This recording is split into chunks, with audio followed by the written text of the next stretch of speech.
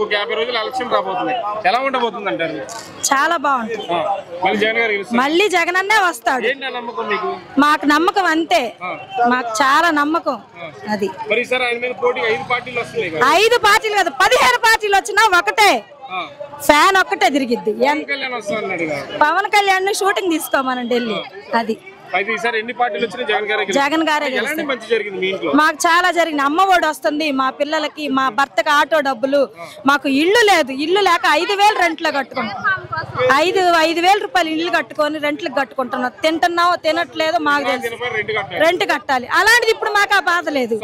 సొంత ఇల్లు వచ్చింది, సొంత స్థలం మా పేరు మీద వచ్చింది, మా పేరు మీద వచ్చింది. మా ఎస్సీలు మమ్మల్ని ఎవరు గుర్తించలా, కానీ జగన్ అన్న వచ్చినా మాకు అన్ని జరిగింది. ఇంటి స్థలం సమాధికి కూడా సరిపోదని చంద్రబాబు అంటున్నాడు కదా, వాళ్ళు ఇచ్చారు అసలు ఏమన్నా? మాకు కనీసం ఆయన ఇల్లు ఎక్కడుందో గడప, ఆయన ఏరియా ఎక్కడో కూడా తెలియదు.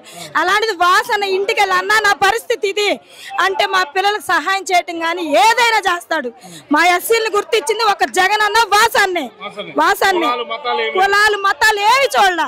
మా తూర్పు క్రిస్టియన్ పాలని గుర్తించింది ఒక వాసన్నే. వాసన్నే గెలుస్తాడు. ఎవ్వరు ఎన్ని అనుకున్నా ఏం చేసుకున్న వాసన్నే వస్తాడు. అది ఈసారి మరి ఆయన మీద పోటీకి వస్తున్నారు కదా ఎక్కువ మంది పట్టి, వాళ్ళకి ఏం చెప్తారు మీరు?